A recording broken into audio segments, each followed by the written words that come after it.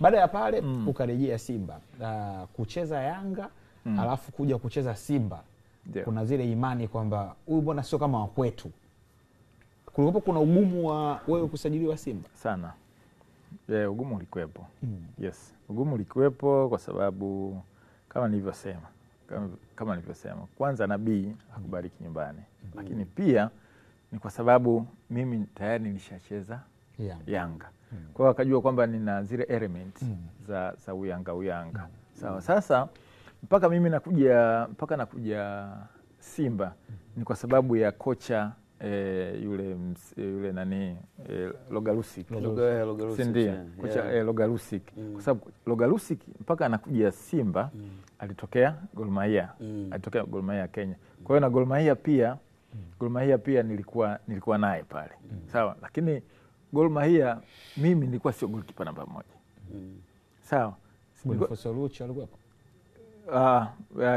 alikuwa ni Onyango. Alikuwa nani anaitwa? Sio goalkeeper namba 1 ya Kenya yule. Alikuwa na ngoja jina nani? Alikuwa anaitwa ni Onyango, lakini jina la kwanza nita nani? Sasa mimi pale nilikuwa sio goalkeeper namba 1. Sawa? Alikuwa anaitwa Jerry Onyango. Si ndio? Sasa mimi mpaka nakuwa maarufu ni kwa sababu ya zile mechi za knockout. Mimi nilikuwa nacheza sana penalty. Sawa, na Kenya mashindano ya knockout yalikuwa ni mengi sana. Si ndio? Kwa hiyo mechi ilikuwa kile ikichezwa mechi pale ya knockout. Hata kama Jerry ataanza kucheza lakini zikibaki dakika 5-10 anatoka naingia mimi. Sawa, na pale nilikuwa nachukua umaarufu ndani ya dakika 5 tu kwa sababu nimebeba kikombe. Kwa hiyo tukiingia kwenye penalty kama ni 5-5 mimi nacheza 2. Sawa, wao wameshinda zote.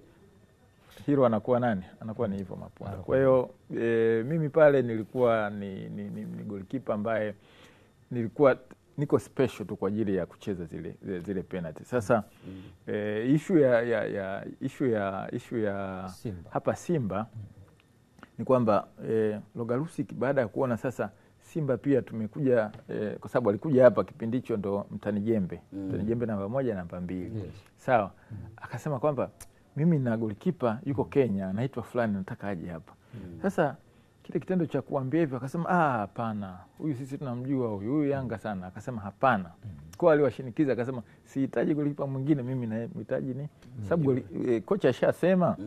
Si ndio?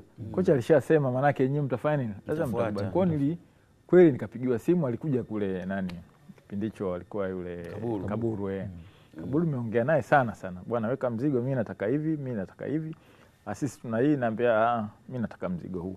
Sasa kwa sababu ya shinikizo la kocha ikabidi mzigo aweke, mimi niondoke, na kule tayari nilikuwa nishamaliza mkataba.